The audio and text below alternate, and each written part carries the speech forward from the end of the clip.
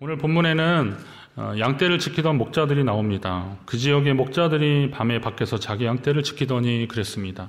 그 지역이라고 했는데 그 지역은 베들레헴 주변 들판을 가리킵니다. 베들레헴 주변이라는 것도 중요하지만 더 주목해 볼 것은 목자들입니다. 목자들. 다윗의 시편 23편이니까 여호와는 나의 목자시니 내게 부족함이 없으리로다 그러면서 또 예수님 비유 중에도 목자에 대한 비유들이 있어서 우리가 목자 생각하면 이렇게 지키고 보호하고 인도하고 이런 따뜻한 그런 존재들로 많이들 생각하는데 사실 예수님 당시에 목자들은 우리가 그런 좋은 관점으로 보는 목자들도 있었지만 예수님의 비유에도 나오는 이 사꾼 목자들도 있었습니다. 사꾼 목자는 양을 치는 일을 생계로 하는 사람들인데 특별한 거처도 없이 양을 치면서 근근히 하루하루를 살아가는 그런 사람들입니다. 그러니까 이런 사람들은 자기에게 맡겨진 그 양떼를 지키다가 사나운 맹수가 공격하고 신변의 위협을 느끼면 어떻게 해요? 끝까지 양을 지킬까요? 그러지 않고 그냥 도망가는 겁니다. 그리고 다른 지역에 가서 또 나는 양을 치는 일을 하는 목자입니다 라고 소개하고 그러면 또 양이 자기에게 할당된 양이 있는 거죠. 그러니까 목초지를 따라서 이렇게 이동하는 특성상 이 목자들은 그렇게 계속 떨어져서 생활했던 사람들이거든요. 그래서 당시에 사람들과 이렇게 교류가 좀 많지 않았고 또 아까 말씀드렸던 소위 말하는 사꾼 목자들처럼 신변의 위협을 가지면 도망가는 그런 사람들이 있었기 때문에 당시로서는 목자들에 대한 인식이 별로 좋지 않았던 겁니다. 그리고 또 이런 직업을 굉장히 천시했었습니다. 자, 그런데 이런 사람들이 그렇게 생각하는 편견, 선입견이 있기도 하지만 그러나 또 한편으로는 자기에게 맡겨진 양떼를 위해서 생명을 걸고 지키는 좋은 사람들도 있었던 겁니다. 오늘 본문의 목자들이 바로 그런 사람들입니다. 이 사람들은 우리가 노래에는 양틈에 자던 목자들 이렇게 노래하지만 사실 이 사람들을 보니까 자기 양떼를 잘 지켰던 사람입니다. 목자들이라고 하는 복수 표현이기 때문에 아마 한 사람은 아닐 것이고 여러 명인데 양떼를 지킬 정도면 모든 사람이 다 깨어서 지킬 필요는 또 없겠죠. 몇 사람은 좀 눈을 붙이고 교대로 했을 것입니다. 그러나 아무튼 자기에게 맡겨진 양떼를 위해서 밤에도 자지 않고 그리고 깨워서 양떼를 지키는 사람들. 자, 이런 사람들에게 하나님의 사자가 나타나셨어요. 그리고 이런 사람들에게 기쁜 소식을 전해주셨다라는 거죠. 그러니 천사가 와서 그리스도의 탄생 소식을 전할 때 이 사람들이 들을 수 있었다는 것. 이처럼 하나님은 자기 분야에서 열심히 최선을 다하는 사람들을 통해서 일하고 계심을 알 수 있습니다. 물론 하나님이 일하시는 방법이 사람의 어떤 생각이나 자격에 제한을 두면서 그렇게 제한되시는 분은 아니시지만 그래도 기본적으로 하나님이 일하실 때 보니까 이렇게 자기 일에 충실했던 사람들입니다. 다윗이 형제들 중에서 그 어린 나이에도 자기 양떼를 지키러 나가 있었거든요. 사무엘이 집에 방문했을 때도 그랬습니다. 어부들을 나를 따라오너라 내가 너희로 사람을 낚는 어부가 되게 하리라 하실 때도 그 어부들은 밤이 맞도록 수고하면서 고기를 잡던 사람들입니다. 그들이 한 마리도 잡지 못하는 그런 상황에서도 포기하지 않고 끝까지 최선을 다했던 사람들. 예수님은 그런 사람을 보시고 내가 너희로 사람을 낚는 어부가 되게 하리라 라고 하시는 겁니다. 목자들에게도 그들이 깨어서 양떼를 지켰기 때문에 군에 다녀오시면 알겠지만 저도 이렇게 보초를 서다 보면 둘이 2인 1조가 되는데요. 고참들은 거의 자지 않습니까? 그러면 이제 후임들은 계속 한 2시간이면 말뚝 서는 거죠. 그런데 그거 보고 뭐라 그랬던 고참이 되면 그 사람이 고참이 되면 또 어떻게 해요? 자기도 또 역시 자고. 저희 부대가 이렇게 수송부대였는데 한번 둘 다 잤어요. 선임도 자고 후임도 자고. 그래가지고 부속이 한번 없어져서 한번 난리가 난 적이 있었습니다. 그게 특성이더라고요. 피곤하죠. 힘들죠. 그런데 이 목자들은 깨어 있었어요. 깨어있는 이 사람들에게 주의 사자가 나타나신 겁니다. 여러분이 맡겨진 일들을 더 잘 감당하시기 바랍니다. 여러분이 끝까지 주님께 쓰임받으시기를 간절히 바랍니다. 천사들이 목자들에게 전해주는 메시지는 뭐냐면 온 백성에게 미칠 큰 기쁨의 좋은 소식이다 그랬습니다. 여기에 여러 가지 수식어들이 되게 많잖아요. 왜 이렇게 그냥 기쁜 소식 그냥 그래도 되는데 좋은 소식 해도 되는데 온 백성에게 미칠 큰 기쁨의 좋은 소식 이거는 그 소식에 대한 것이 얼마나 귀한지를 강조하고 또 강조하고 어떻게든 이거를 좀 부각시키고 싶은 그런 기록자의 어떤 바람인 거죠. 바람인 겁니다. 자, 이런 온 백성에게 미칠 큰 기쁨의 좋은 소식을 전할 구주이신 그리스도가 나셨다라는 것을 지금 목자들에게 전해주고 있는 겁니다. 자, 왕궁도 아닌 다윗의 동네인 베들레헴의 강보에 쌓여 구유에 누워있는 아기를 볼 텐데 이것은 표적이라 또 이렇게 얘기합니다. 자, 강보에 쌓여 구유에 누워있는 아기가 우리를 구원하실 구세주라는 건데 이것이 표적인 이유는 보통의 아이는 뭐 강보에 쌓이는 것까지 이렇게 뭐 우리 아이들 속삭이나 뭐 이런 거 있잖아요. 이렇게 그런 것까지는 괜찮은데 구유에 아이를 누이는 일은 얼마나 될까요? 그런 일은 거의 없을 것입니다. 구유라면 가축이 이렇게 먹는 밥그릇인데 가축의 밥그릇에 그 구유에 아이를 누릴 만한 그런 상황은 여관에서 일어나지 않는데 아주 그 특별한 일이 일어난 거 보니까 그리고 목자들에게 그 새로 나실 아이, 이번에 태어난 아이가 그런 분이다. 구유에 누워있다라는 것을 말씀하고 있는 것은 바로 그 아이를 찾으라는 거고 그런 아이가 많지 않기 때문에 그 아이가 바로 하나님이 말씀하신 그 아이다라는 것을 알려주기 위해서 그런 겁니다. 이 아이가 구유에 누였다는 것은 아주 특별한 사연이 있어 보입니다. 우리 읽은 말씀 그 앞에 7절에 보니까 이는 여관에 있을 곳이 없음이로라 이런 표현이 나옵니다. 첫 아들 낳아 강보에 쌓아서 구유에 누였는데 이는 여관에 있을 곳이 없음이로라. 이런 대목은 예수님 탄생에 대한 여러 가지의 상상을 우리가 가능하게 합니다. 우선 유다 지파에 속한 요셉은 로마 황제 아우구스투스의 호적 천하의 로마 사람들은 다 호적을 하라, 정리하라는 그런 명령을 받고 역시 로마의 지배를 받고 있었던 지역에 살고 있었기 때문에 만삭의 아내 마리아를 데리고 자기 본적이 있는 그 동네로 가는 겁니다. 그런데 이 유다 지파였다는 것이 그를 베들레헴까지 내려오게 하는 거죠. 말하자면 베들레헴은 굉장히 작은 동네거든요. 지금도 베들레헴은 그 예루살렘 그 밑에 있는데 위도상으로 아래쪽에 있는데요. 여기는 좀 작은 성읍입니다. 지금은 여기에 팔레스타인 자치지구, 그 이스라엘 땅 안에 팔레스타인 사람들이 뭐 자치지구들이 몇 개 있거든요. 여리고, 뭐 가자 이런 지역들이 있는데 그런 지역 중에 하나 베들레헴인데요. 그때 이 팔레스타인을 좀 억압하기 위해서 이스라엘 사람들이 콘크리트 장벽을 이렇게 다 둘렀습니다. 한 4m 장벽을 둘렀는데 지금도 역시 그 정도예요. 그러면 도시를 콘크리트 장벽으로 둘를 정도라면 그건 그렇게 크지 않다는 거거든요. 근데 이 베들레헴 이 작은 동네에 유다 지파 사람들이 몰려오기 시작했습니다. 유다 지파는 이스라엘의 12지파 중에 하나긴 하지만 그러나 북왕국 이스라엘이 먼저 멸망하고 남왕국 유다가 있다가 바벨론에 멸망했는데 그 다음부터 바벨론 포로기 이후부터 이스라엘 백성들은 유대인이라는 이름으로 붙여지기 시작합니다. 그건 뭐냐면 유다 사람들이라는 겁니다. 유다 지파 사람들이라는 말이고 지금도 영어의 주이시, 주 그런 말이 유대인이라는 뜻이거든요. 그러면 각지에 흩어져 있던 그 많은 유다 지파 사람들이 작은 마을로 오기 시작했으니까 베들레헴이 이제 다윗의 동네니까요. 그 마을로 오기 시작했으니까 거기에는 그 많은 여행객들을 수용할 수 있는 여관도 부족한 겁니다.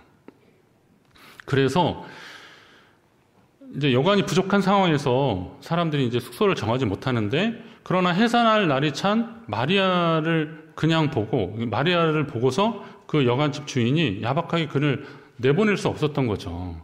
그래서 그를 자기 집의 한쪽에 방을 내줬다고 보시면 됩니다.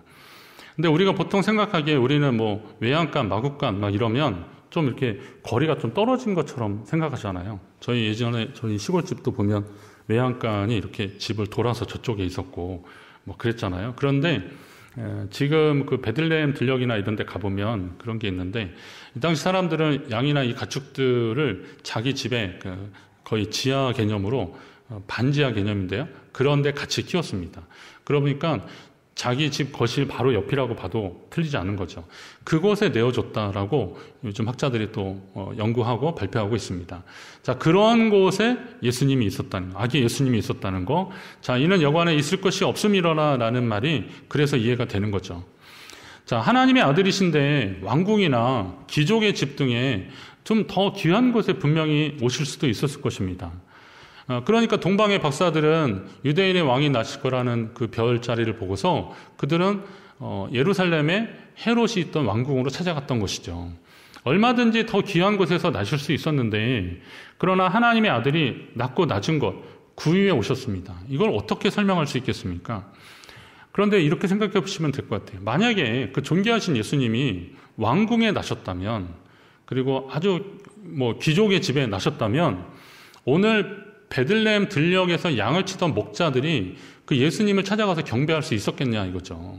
아까 말씀드렸듯이 이 목자들은 사회적으로 그렇게 천시를 받던 사람들인데, 아마 그 예수님께 나신 아기께 경배하러 왔다 그러면 문전박대 당했을 겁니다. 경비병들이 들어가지도 못하게 했을 겁니다. 그러니까 이 한밤중이라도 이 목자들이 찾아와서 같이 경배할 수 있는 그것이 바로 구유에 누신 아기 예수님의 비밀인 거죠. 이 말은 다시 말하면 예수 그리스도의 탄생 소식을 복음이라고 하는 이유가 여기 있는 겁니다. 복음이란 말은 우리말로 하면 기쁜 소식인데, 왜 기쁜 소식이라고 하는 거겠습니까? 온 백성을 구원하시겠다는 하나님의 구원 계획이 이루어졌기 때문에 그게 기쁜 소식이 되는 겁니다. 얼마 전에 월드컵 끝났는데 우승팀 아르헨티나는요, 아주 축제가 그런 축제가 없더라고요. 그 외신 그거 보셨습니까? 영상? 결국은 사상자도 나올 정도로 수많은 인파가 몰렸더라고요. 그러니까 버스가 움직이지 못해가지고 결국은 헬기로 선수단을 옮겼다고 그 정도 하더라고요. 여러분, 근데 여러분 보시면서 느낌이 어떠세요? 저게 저럴 만한 거야? 이런 생각이 드는데, 아르헨티나 사람 중에서 그렇게 만약에 말했다가는 아마 한 대 쳐 맞을 것 같아요. 그러니까 그 사람들은 얼마나 기쁘고 좋겠습니까?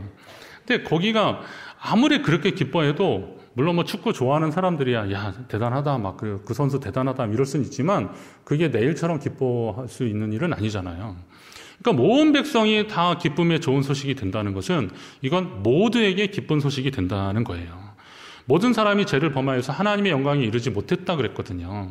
그런데 하나님께서 그 상황에서 우리를 구원하시려고 예수 그리스도를 보내셨다는 거예요.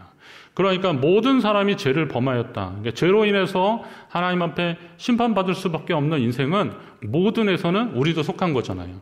그런데 모든 백성을 위해서, 온 백성을 위한 기쁨의 좋은 소식이라고 할 때, 거기에 모두는 결국 또 우리도 속해 있다는 거죠. 그렇기 때문에 더 기뻐하고 감사하는 일이 되는 겁니다. 오늘 다윗의 동네에 너희를 위하여 구주가 나셨으니 곧 그리스도 주시니라 그랬습니다. 여기에서 너희가 베들레헴 지경의 목자들만이 아니지 않습니까? 베들레헴 들편의 목자들만이 아닙니다. 당연히 모든 사람들을 위해서 그리스도가 나신 것이고, 죄인을 구하러 오신 예수 그리스도의 탄생 소식은 저와 여러분에게도 기쁜 소식이라는 사실 여러분 믿으시기 바랍니다. 그리고 오늘 본문에 우리가 또 한번 주목할 단어는 그겁니다. 마지막 절에 보니까 그런 말씀이 있습니다. 지극히 높은 곳에서는 하나님께 영광이요, 땅에서는 하나님이 기뻐하신 사람들 중에 평화로다 그랬습니다. 지극히 높은 곳, 그러니까 하늘에는 영광, 땅에는 평화, 우리 짧게 그렇게 말할 수 있는데요. 여러분 이거 잘 생각해 보십시오. 인간을 구원하시는 일이 지극히 높은 곳, 하늘에서는 영광이라고 하시는데요. 예수 그리스도의 탄생은 하나님이 이 땅에 오신 사건이잖아요. 생각을 해보세요. 그러면 하늘 보좌를 버리고 낮고 낮은 이 천한 곳으로 오신 일이, 이게 어떻게 영광의 일이냐 이거죠. 이게 어떻게 영광의 일이겠습니까? 아니, 가장 높은 곳에 계신 분이 가장 낮은 곳으로 오신 것이 이게 어떻게 영광입니까? 여러분, 우리 현대사회도 그런 게 있는데, 장군이 이등병으로 제대했잖아요. 어떤 여러 가지 사건 때문에. 그랬는데 장군이 이렇게 영관급으로만 강등되는 것도 이게 보통 수모가 아니거든요. 제가 군에 있을 때 수송부에 있어 봐서 아는데요. 수송부가 장군님이 오신잖아요. 그러면 아주 그냥 난리가 납니다. 일반적으로 장군님이 딱 오시면 헌병대 출동하고 의장대 출동하고 군악대 나옵니다. 원스타만 와도 그러는 겁니다. 그래서 장군님 오면 장군 빵빠레 있잖아요. 그거 막 울려주는 겁니다. 그리고 그분이 이제 분열을 한다 그랬는데 차를 준비하는데 1호차를 거의 지붕 다 벗기고, 그리고 이제 의장대 분열하는 그런 차를 만드는데 아주 정성을 다합니다. 근데 군대차는 원래 광택을 내면 안 되는데 아주 광을 쫙 냅니다. 아주 칠도 새로 싹 합니다. 그거 하는데 한 일주일 계속 걸립니다. 그런데 한 대가 아니라 두 대를 만드는 겁니다. 그래서 장군이 한 명 더 오시냐고 그랬더니 아니 한 분이랍니다. 이건 왜 하는 거냐 그랬더니 이게 혹시 고장나면 이걸 동원한다는 거예요. 아니 이 차는 고장날 일이 없어요. 사실 군대차가 엔진이 굉장히 단순한 구조이기 때문에 고장날 일이 없는데도 혹시 몰라서 이거를 똑같이 준비한다는 겁니다. 2호차가 갑자기 1호차가 돼버리더라고요. 그렇게 준비하는 거예요. 그런 장군인데 이등병이 됐다 그러면 이거 밤에 잠이 오겠습니까? 이게 어떻게 영광이겠습니까? 그런데 하나님이 그 높고 높은, 그러니까 이게 뭐 위치상으로 높은 게 아니라 가장 존귀하신 그분이 가장 낮은 곳으로 오셨다. 이건 뭘 의미하는 겁니까? 이게 어떻게 영광스러운 일일까? 오히려 인간의 죄로 인해서 그러셔야만 했던 하나님의 마음이 안타깝고 슬픈 일이 아닐까 이렇게 생각할 수 있어요. 근데 굳이 영광이라고 하신 이유는 뭐냐면 하나님이 가장 하고 싶은 일을 이루셨기 때문에 영광이 되는 거예요. 그러니까 스가랴 8장 7절 8절에 보면 내가 내 백성을 구원해내고 인도하여서 예루살렘으로 데려와서 그들 가운데 그들은 내 백성이 되고 나는 그들의 하나님이 되게 하겠다. 이렇게 하나님 약속하시거든요. 이게 하나님의 소원이에요. 내가 그들을 구원해내고 인도하여다가 하나님의 성읍 예루살렘에서 내 백성이 되게 하고 나는 그들의 하나님이 되게 하겠다. 이게 하나님의 꿈이고 하나님의 소원이거든요. 하나님이 가장 원하시는 일을 했다는 거예요.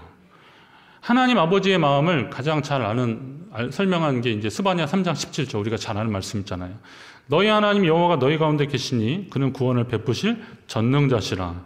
중요한 말씀이 있어요. 그가 너로 말미암아 기쁨을 이기지 못하시며 너를 잠잠히 사랑하시며 너로 말미암아 즐거이 부르며 기뻐하시리라. 이게 하나님 아버지의 마음이에요. 너로 말미암아 기쁨을 이기지 못해요. 우리로 말미암아 기쁨을 이기지 못하시는 하나님. 그러니 가장 존귀한 자리도 버려두고 가장 낮은 곳으로 우리를 위해서 오실 수 있는 분이 바로 하나님이시라는 거죠. 어느 목사님 글에 소개된 사연이 있는데 그 목사님 어느 교회 부목사 시절에 이제 새벽에 이제 장례를 인도하러 이렇게 한강 다리를 건너가는데 검은 물차가 이렇게 확 앞에 이렇게 지나가는데 검은 양복을 끼고 누가 뛰더래요. 그래서 조폭인가 막 그러면서 그랬는데 가만히 보니까 이렇게 낯이 익어요. 그러니까 얼마 전에 이제 자기 교회 부임한 후임 부목사님이래요. 그래서 차를 세우고 이제 타라고 그래서 아니 어떻게 된 일이냐고 그랬더니 그 목사님에게 어린 아들이 있는데 건강이 안 좋아서 병원에 가보니까 간이 안 좋다는 거예요. 근데 이식을 해야 된다는 겁니다. 그래서 자기 간을 좀 이식해 주려고 검사를 해봤더니 그 목사님이 지방간이 좀 있어서 이게 안 된다는 거예요. 근데 의사가 그랬다는 겁니다. 살 좀 빼시고 좀 관리하시면 가능할 것 같다. 그러니까 그 말을 듣고 이 목사님이 평소에 이제 바쁘고 운동할 시간이 없으니까 그 장례식장을 검은 양복 입고 막 뛰어가는 거예요. 평소에 계속 그렇게 운동을 하는 거예요. 누굴 위해서? 아들을 위해서. 자기 아들에게 자기 간을 이식하기 위해서 그렇게 하는 거예요. 예. 사랑하기 때문에 그런 거 아니겠습니까? 사랑해서 그런 거예요. 요한복음 3장 16절에 보니까 하나님이 세상을 어떻게 사랑하셨어요? 여러분 이처럼이 그냥이 아니에요. 이처럼이 뭐겠어요? 이건 독생자를 내어주시기까지 사랑하신 거예요. 하나님이 참 사랑하신 거예요. 그 사랑의 표현이 성탄이라는 거예요. 오늘 예수님의 오심이 바로 그런 것이라는 겁니다. 어릴 적부터 성탄절이 되면서 많이 듣는 말씀이 하늘에는 영광, 땅에는 평화 그랬는데 이 땅의 평화라는 것도요. 이게 그거더라고요. 하나님이 행하신 그 구원의 역사로 우리가 이 은혜를 입었으니까 평화는 그 은혜를 누리기 때문에 찾아오는 심령의 상태라는 거죠. 평화가 그런 거예요. 땅에서는 평화라는 게 하나님이 주시는 그 은혜를 경험한 사람들이 누리는 심령의 상태. 이게 평화라는 거예요. 여러분 예수 그리스도로 인해서 평화를 누리시길 바랍니다. 그래서 땅에서는 기뻐하심을 입은 사람, 기뻐하신 사람들 중에 평화로다라고 하는 겁니다. 저와 여러분이 하나님이 기뻐하시는 그리고 기뻐하실 그런 사람들이 되시기를 주의 이름으로 축원합니다. 그거 누리시면 됩니다. 하나님의 평화, 하나님의 은혜 누리시면 됩니다. 이거 뭐 이래도 될까? 아니 그럴 필요 없습니다. 그냥 하나님이 그렇게 하기로 작정하신 거고 우리에게 내어주셨으니까 감사함으로 누리면 되는 겁니다. 그것이 우리에게 기쁜 소식의 사건을 이루신 하나님의 뜻이죠. 그건 하나님의 뜻입니다. 예수님이 이 땅에 오셔야만 했던 이유로 본다면 하나님께 잘못한 우리 때문이지만 우리 힘으로 구원을 얻을 수 없는 한계를 생각한다면 우리의 죄를 사해 주시기 위해서 오신 그 예수님, 예수 그리스도의 탄생은 가장 기쁜 좋은 소식일 겁니다. 이날이 기쁜 날이 되는 이유는 우리가 예수 그리스도의 구속의 은혜로 하나님의 자녀가 되었기 때문에 그렇습니다. 그리고 예수 그리스도가 여전히 이 땅에 희망인 이유는 누구든지 주의 이름을 부르는 자는 구원을 얻으리로다 약속하신 그 약속의 말씀이 지금도 유효하기 때문일 것입니다. 이번 성탄절에도 가정마다 이제 케이크 드시는 가정들이 있을 겁니다. 제가 어릴 때 저희도 아버지가 케이크를 사오셔서 이걸 왜 저희가 먹어야 돼요? 그랬더니 예수님 생일이잖아 그러시더라고요. 예수님 생일이니까. 근데 제가 궁금한 게 있어요. 우리 친구네는 절에 다니는데도 성탄절에 케이크를 먹더라고요. 그래서 걔네는 왜 먹을까요? 그랬더니 그래서 같이 축하하는 거지 뭐 그렇게 했는데 저는 진짜 그 뜰에 뭐로 하는 그 제과점 하시는 그 제과점 하시는 분이 김포 쪽인가 어디서 그 장사를 했었는데요. 그분이 그게 너무 힘들어서, 그러니까 너무 잘 돼서 너무 힘들어요. 그러니까 잘 되니까 힘들어가지고 그만두는 분들도 있더라고요. 그렇게 하셨대요. 그런데 이 성탄 이때요, 케이크를 한 400개를 팔아봤대요. 400개. 예. 이게 그냥 갖다 놓으면 그냥 무조건 나가는 거래요. 저는 이게 좋은 소식인 거예요. 보니까. 우리는 예수 그리스도 안에서 평화를 누리기 때문에 이날의 의미를 가지고 우리가 축하하며 기뻐하고 감사하는 일들인데, 바라기는 그 의미를 아직 모르는 사람들이 진정한 기쁨과 감사의 날이 되도록 여러분이 그 소식을 전하는 자 되시기를 간절히 바랍니다. 이 복음이 저와 여러분으로 제한되지 않고 이 복음을 알지 못하는 사람들에게 전해지는데 여러분이 통로가 되셔야 되는 거예요. 마지막 남은 한 영혼까지라도 예수 그리스도의 오심이 큰 기쁨의 좋은 소식 되기를 주의 이름으로 축원하고 여러분이 쓰임받기를 간절히 바랍니다.